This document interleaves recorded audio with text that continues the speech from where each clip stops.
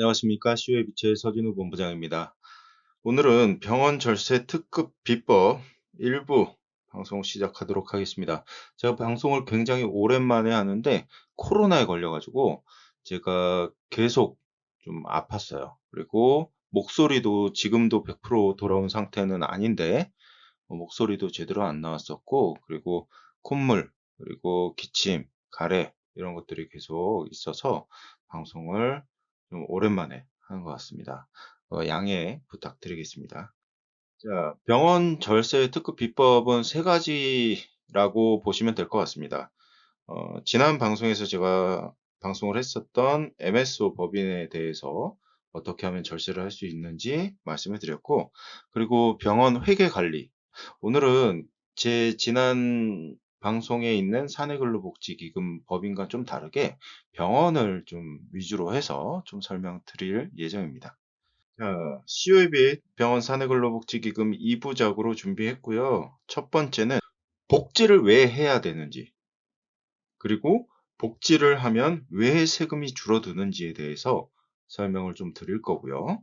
그리고 2부는 이 복지를 하기 위해서 그냥 단순하게 그냥 어떤 복지를 해야 될지 모르는 분들이 많습니다. 그래서 선택적 복지를 할 수 있게 상장 기업만 하는 복지 카드를 중소기업도, 그리고 우리 작은 병원도 큰 병원도 다 활용할 수 있게 말씀을 좀 드릴 예정입니다.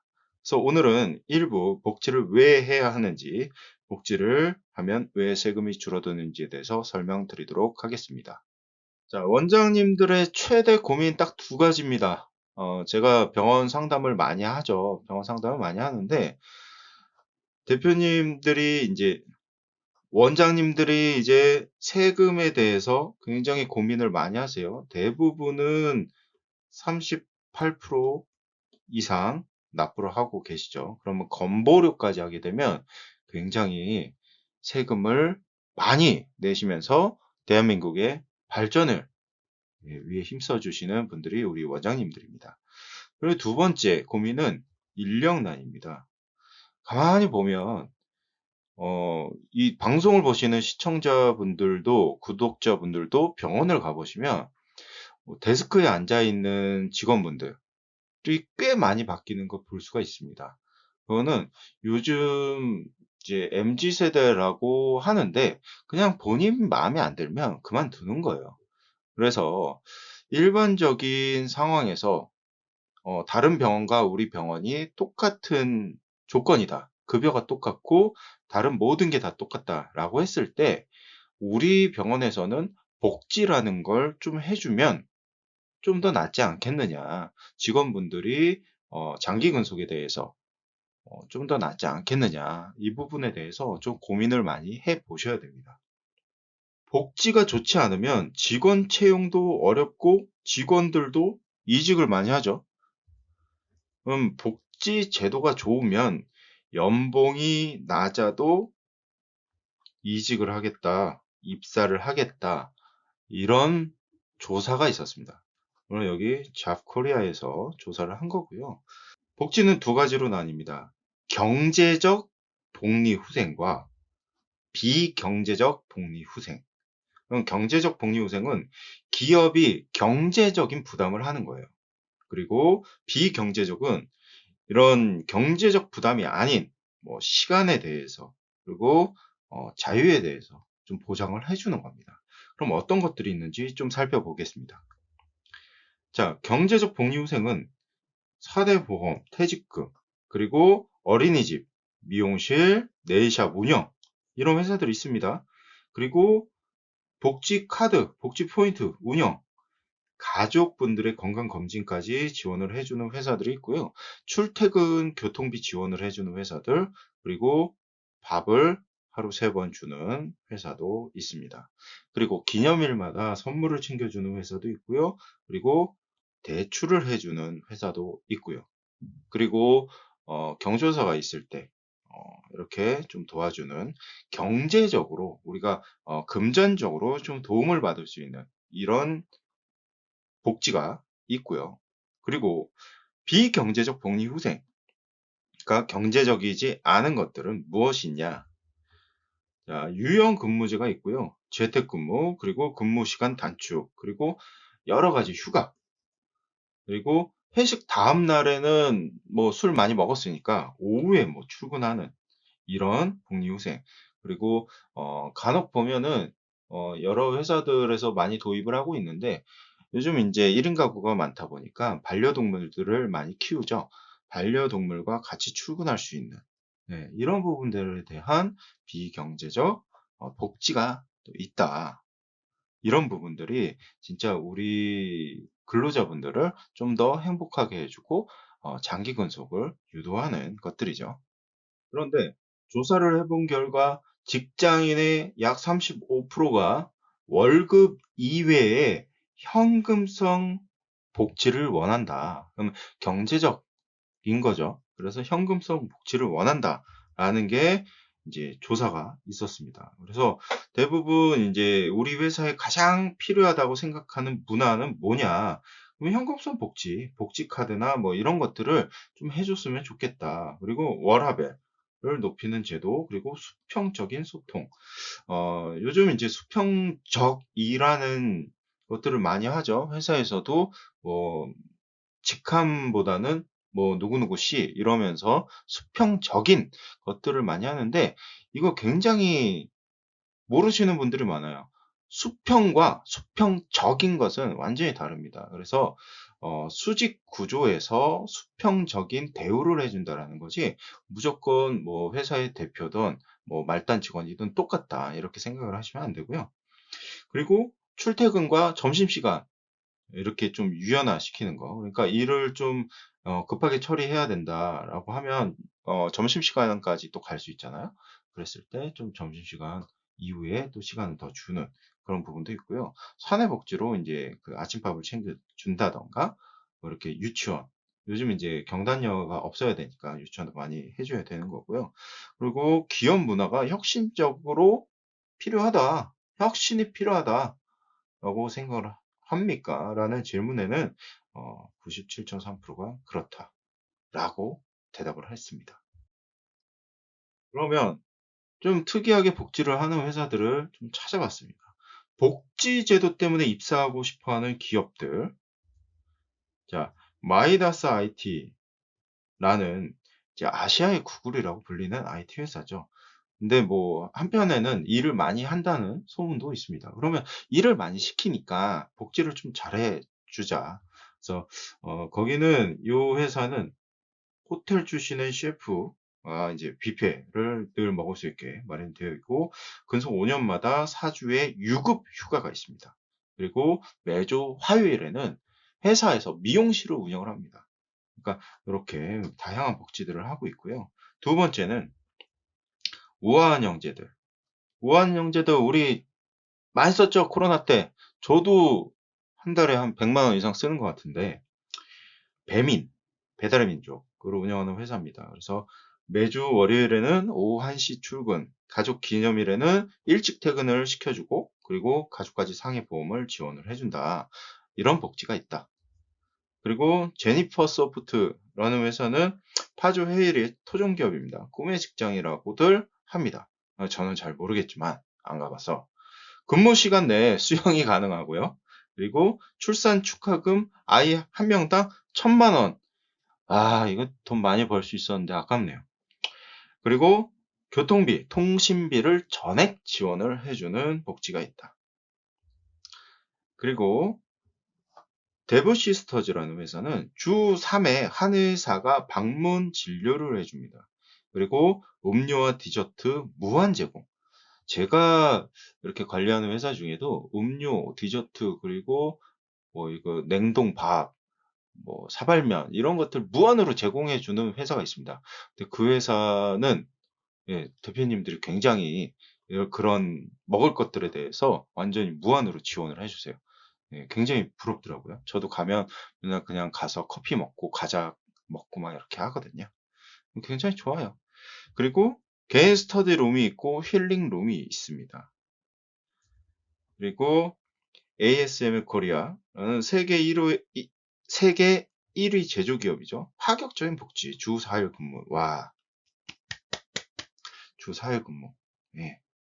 저도 주 7일을 근무할 때가 있고, 주 4일을 근무할 때가 있고, 주 1일을 근무할 때가 있죠. 그런데 저는 주 7일을 대부분 일을 합니다. 물론 이제 좀 몸이 아팠을 때는 좀 쉬기는 했지만, 주 4일 근무 굉장히 좋은 것 같아요. 그리고 스톡 옵션 준다라는 거고, 그리고 출퇴근 유료대 제공을 한다. 이런 복지들이 있으니까, 복지 때문에 회사에 입사를 하고 싶다. 이런 생각을 많이 한다고 합니다. 그러면 병원에서의 사내 근로복지 기금이라는 건 뭐냐면요. 병원 수익, 그러니까 원장님의 수익의 일부를 재원으로 병원과는 별개인 사내근로복지기금 법인, 비영리법인을 설립해서 우리 페이닥터 선생님들, 부장님, 실장님, 뭐 행정원장님, 간호사, 그리고 조무사님들, 그리고 데스크, 이런 근로자분들의 생활 안정과 복지 증진에 이바지함을 목적으로 하는 제도다. 그래서 일반 법인에서 사내 근로복지기금 운영하는 거하고 크게 다르지는 않지만 병원에서는 좀 더 특별한 혜택들이 있습니다. 사내 근로복지기금이 병원에 미치는 영향은 두 가지가 있습니다. 복지를 하기 때문에 근로자의 측면이 있고 원장님 입장이 있겠죠. 그럼 근로자 입장에서는 당연히 근로소득 외에 추가적으로 복지 비용을 받을 수가 있다. 여러 가지가 있어요. 생활안정 지원, 그리고 주택 구입 임차 자금 지원 이런 것도 있고요. 장학금, 기념품 이런 것들이 있고, 그다음에 기금에서 지급하는 금품은 아니므로 임금이 아니다라는 거는 건보료 및 4대 보험 부과가 되지 않는다라는 얘기입니다.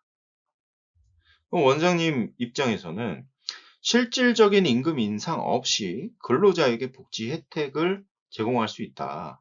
원장님의 기금 출연액은 100% 필요 경비로 인정돼서 종합소득세가 전액 면제가 됩니다.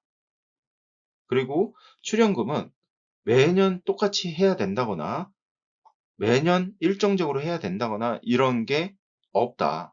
그냥 병원이 잘 되면 출연을 많이 할 수도 있고, 출연을 안 할 수도 있고, 적게 할 수도 있고, 매일 할 수도 있고, 한 달에 한 번 할 수 있고, 1년에 한 번 할 수 있고, 마음입니다. 그리고 근로자 복지 수요에 맞춰서 능동적으로 대처를 할 수 있다라는 거고요. 그러면 또 근로자분들이 혜택 본 거랑 똑같이 기금에서 지급하는 금품은 임금이 아니므로 실질적 임금 인상 없이 복지 혜택 제공이 가능하다라는 거고요. 그러면 우리 원장님 측면에서도 당연히 4대 보험이 안 올라간다라는 겁니다. 그러면 이걸 간단하게 표로 한번 보여드리겠습니다. 병원 사내 근로복지기금의 구조와 혜택. 자, 원장님 입장에서는 사내 근로복지기금 법인에 출연을 하게 되면 기부금 형태로 출연을 하게 되면 예를 들어서 1억을 출연을 했다라고 하면 이게 100% 필요경비 인정을 받아서 종합소득세가 면제가 되죠. 그러니까 1억 자체가 내 소득에서 사라지는 겁니다.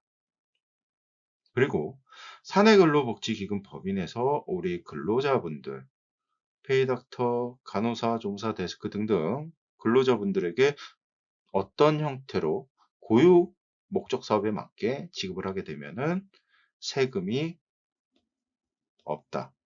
증여세, 비과세, 복지비가 절감이 되므로 4대 보험료가 다 절감이 되고요. 그리고 임금 보장 기능이 있다. 그러면 연봉 협상할 때 사내근로복지기금에서 복지를 더 많이 해주는 그런 형태를 띌 수 있겠죠. 그러면 근로자분들 입장에서 병원에 좀 일을 더 오래 할 수 있는 그런 여건이 생길 수도 있다. 근데 아예 없는 병원과 이걸 해주는 병원의 차이를 봤을 때는 당연히 해주는 병원에서 근무를 하고 싶다라는 게 핵심입니다. 자, 이게 필요경비 100% 인정받는 그 법안 자체가 21년도 2월 17일 날 개정이 됐기 때문에 아직 많이 못 들어보신 원장님도 많이 계실 거고요. 그런데 어, 어설프게 이런 것들을 안내하고 다니는 분들이 있습니다. 그래서 이 부분은 굉장히 조심하셔야 되고요. 반드시 전문가의 설명을 들으셔야 한다는 거. 그러면 21년 2월 17일 날 변경된 게 필요경비 인정을 해준다 하는 게 여기 사내근로복지기금 혹은 공동근로복지기금에 출연하는 출연금에 대해서 인정을 해준다 라는 겁니다. 그러면 병원에서는 급여 체계가 이렇게 돼 있어요. 이거 오픈해도 되는지 모르겠는데 그로스가 있고 네트가 있어요. 그로스는 세전, 네트는 세후입니다.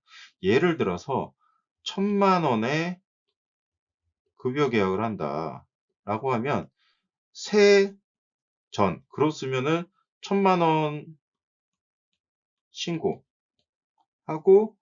뭐 세금 떼고 뭐 다 떼고 뭐 한 800만 원 정도 받는다라는 거죠. 그러면 네트라는 건 뭐냐면 1,000만 원을 세금 다 내고 1,000만 원이 남게 이렇게 급여 책정을 하는 겁니다. 그래서 여기서 조정은 많이 하죠. 그래서 대부분 이제 구인을 하는 그 면접을 보는 것도 굉장히 많이 봤어요. 특히 조무사님들이 연봉이 협상을 하는데 어, 뭐 최근에 실제로 본 것 중에는 6천만 원에 연봉 협상을 하더라고요.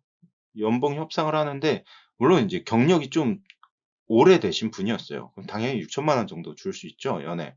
그런데 막 협상을 하다가 마지막에 간호조무사님과 그 연봉 협상을 하는 원장님 간에 의견 차이가 생기더라고요. 원장님은 그로스로 6천을 얘기를 하고 있었고, 그리고 조무사님은 네트로 6천을 얘기하고 있었던 거예요. 그럼 여기서 차이가 굉장히 많이 납니다. 그러면 진짜로 신고를 적게 하고 따로 챙겨주는, 인센으로 챙겨주는, 현금 인센으로 챙겨주는 그런 것들이 생길 수가 있겠죠. 그래서 결국에는 채용을 못했습니다. 너무 갭 차이가 커서. 그러면 이 네트에 대해서 사내근로복지기금은 세금적으로만 보면은 네트를 많이 쓰는 병원이 세금 절세가 굉장히 크다라는 겁니다. 그러면 그 네트를 설명해 드리도록 하겠습니다. 자, 실제 병원, 제가 상담했던 병원이고요. 원장님 사업소득 신고를 3억 정도 하시는 원장님이셨고, 직원은 7명 정도 있었고요. 추가 네트로 1억 정도를 더 줘야 되는 상황이에요.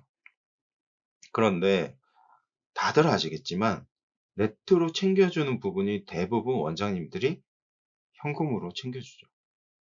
현금으로 챙겨주는 부분은 원장님들이 세금 다 내고 남는 돈으로 챙겨주는 겁니다. 그러면 계산을 해보겠습니다. 기존에 3억을 신고를 했을 때 여러 가지 세금을 쭉쭉쭉쭉쭉 내고 총 4대 보험료, 종합소득세 다 해서 1억 1,558만 2,830원, 세율은 38% 정도가 되고요. 그 원장님 주머니에 실제로 들어가는 돈이 1억 8,400입니다. 그리고 여기서 네트 1억이라고 했죠? 네트 1억. 이거 예를 들어서 현금으로 따로 챙겨준다. 그럼 1억 8,400에서 1억을 빼죠. 이거 줘야 되니까. 그랬을 때 실제 원장님이 버는 돈은 8,400. 굳이 그걸 세율로 따지자면 71% 정도 되는 겁니다. 그런데 이거를 사회근로복지기금에 1억 5천만 원을 출연을 하면 1억 5천만 원을 출연을 하게 되면 1억 5천만 원 필요경비 100% 인정받고 1억 5천만 원만 신고를 하게 되는 거죠. 그럼 세금을 쭉 내면은 4,600만 원 정도 세금을 냅니다. 그러면 세율은 31% 정도가 되고요. 그러면 원장님 주머니에 들어가는 돈은 약 1억 정도가 됩니다. 그리고 네트로 나가야 되는 금액 1억이 기금에서 나가게 되죠. 그러면 받는 분들도 세금을 안 내고 원장님도 이미 세금을 비용 처리했고 하기 때문에 이 정도의 차이가 나는 겁니다. 그리고 원장님 실제 가져가는 돈이 8,400에서 1억으로 되고요. 그리고 복지기금에 남아있는 돈이 또 한 5천만 원 정도 남아있죠. 굳이 이걸 세율로 따지자면 약 48% 정도 차이가 있습니다. 그러면 실제로 원장님 주머니에는 1,800만 원 정도가 오히려 더 들어가는 거죠. 그러니까 복지를 해 줌으로써 원장님 주머니에 들어가는 돈 자체가 더 많아지는 겁니다. 여러 가지 불법적인 걸 안 하더라도 많은 병원에서 불법적인 거 많이 하고 있잖아요. 세무서에서 그거 다 알고 있고요. 예. 그 불법적인 것들을 어떻게 합법적으로 만드냐 이런 잔머리들을 많이 쓰고 있고요.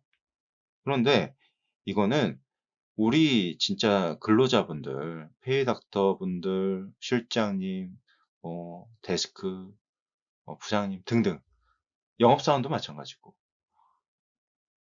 실제로 복지를 해주면 원장님 주머니에 더 많이 쌓이게 된다라는 거예요.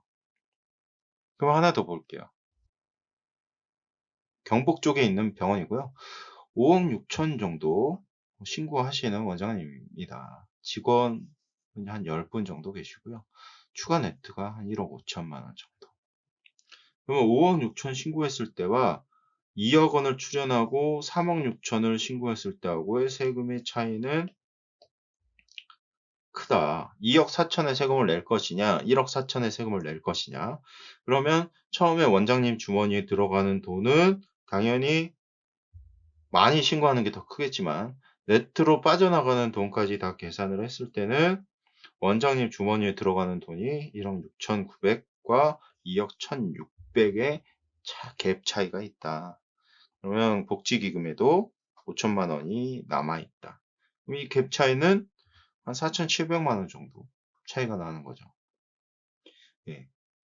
그래서 이 부분을 굉장히 잘 생각을 해 보셔야 된다라는 겁니다.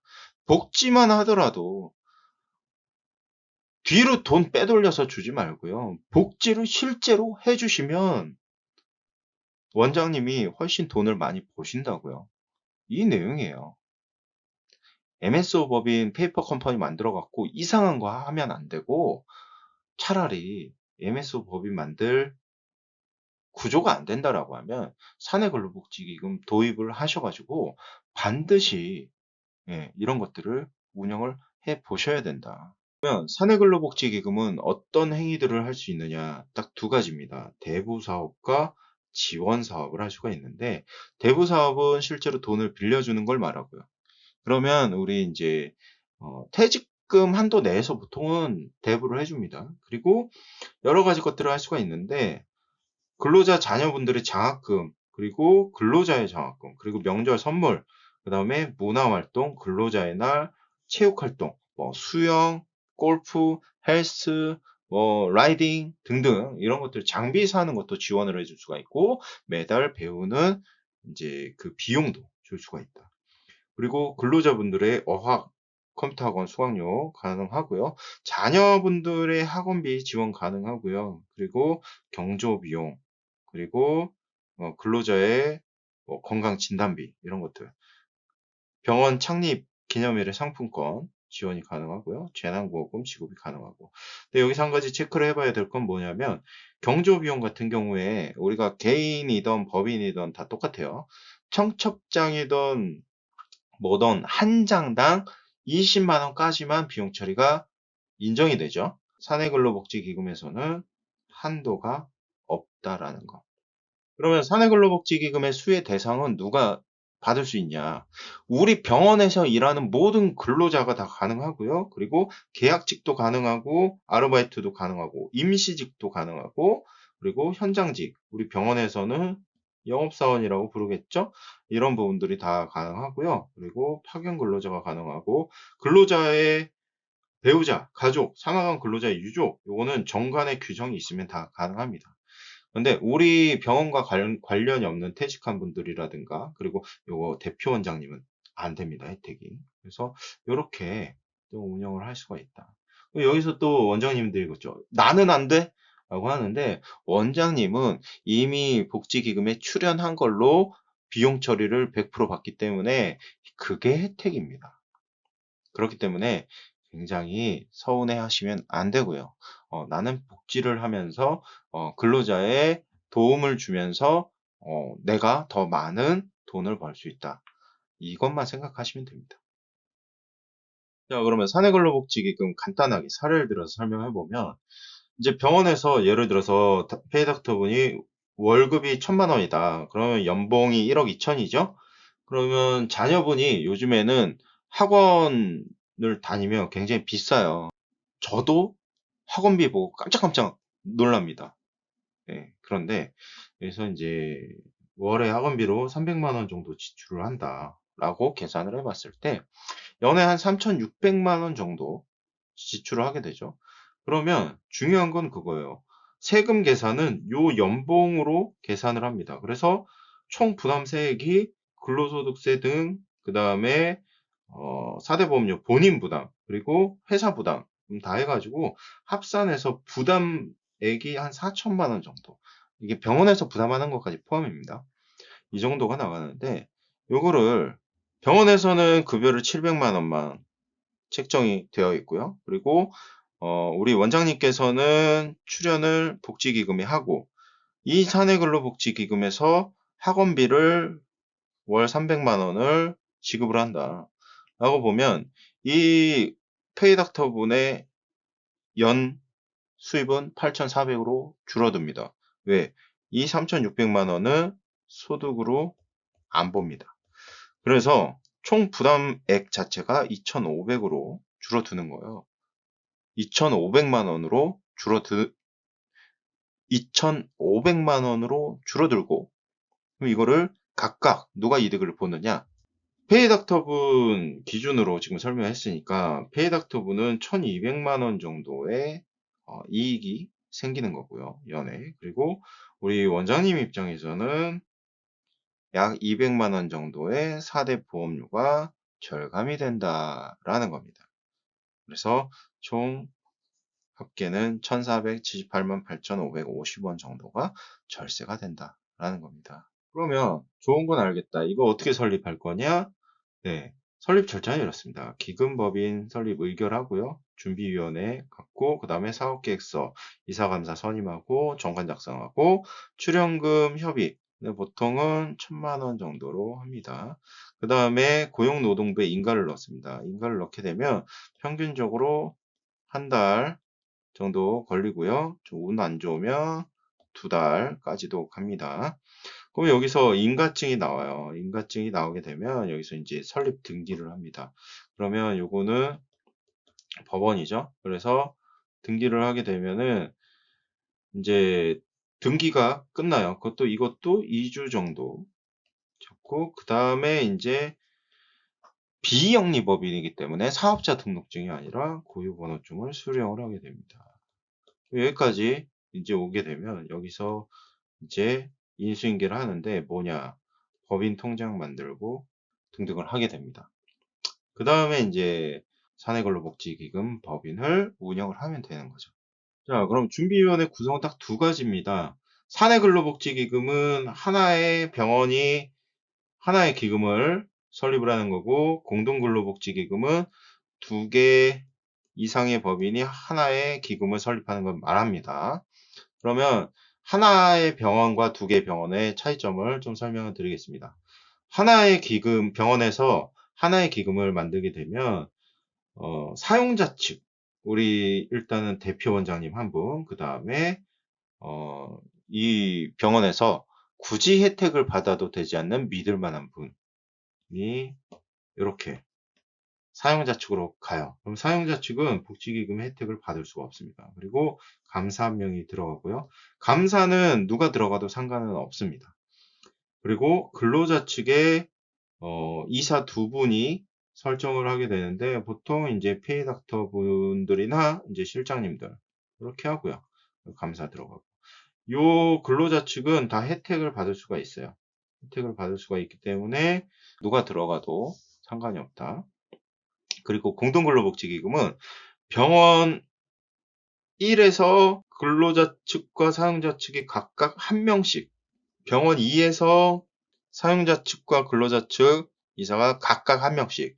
그러니까 병원이 두 개라고 하면 너무 만들기가 쉽죠. 대표 원장님이 사용자 측으로 다 들어가는 거고, 그 다음에 나머지 근로자 측은 아무나 들어가도 되고요. 그리고 감사는 병원 어디서 오든 상관이 없습니다. 그래서 이렇게 구성을 가지고 구성을 하는 거예요. 그러면 이 사내근로복지기금을 이제 어떻게 운영을 하느냐, 이런 것들이 굉장히 중요하겠죠. 그래서 복지를 안 해주려는 원장님들은 뭐 굳이 이 방송 보실 필요가 없겠죠. 그냥 단순하게 세금만 생각하고 이런 원장님들은 저도 뭐 별로 도와드리고 싶지 않아요. 복지를 실제로 좀 염두에 두고 세금도 나비 효과로 절세하고 이런 생각과 마인드를 가지신 원장님이 계시다면 연락 주십시오. 도움 드리겠습니다. 이렇게 했을 때 이제 설립까지 끝나고 다 이제 운영을 하게 되면 이제 복지기금에서 돈을 어떻게 줄 것인가, 뭐 혹은 선물을 어떻게 줄 것인가 이런 것들을 고민을 해야 되거든요. 이게 또 사람이 한 10명 정도만 되면은 너무 쉽죠. 10명 정도 그냥 각각 뭐 컨트롤하면 되니까. 그런데 이게 50명 이상 넘어간다. 그럼 절대로 운영이 불가능합니다. 그래서 제가 소개해 드릴 게 다음 방송에서 말씀드린 선택적 복지에 대해서 운영을 아주 쉽고 간단하고 합법적으로 할 수 있는 장치를 제가 설명드릴 예정입니다. 자, 오늘 방송 끝까지 시청해 주셔서 너무 감사드리고요. 다음 방송 아까 예고 드렸던 것처럼 다음 방송 알림 눌러주시면 반드시 도움될 수 있으실 겁니다. 더 많은 동영상과 내용들을 보시려면 좋아요와 구독 부탁드리겠습니다. 감사합니다.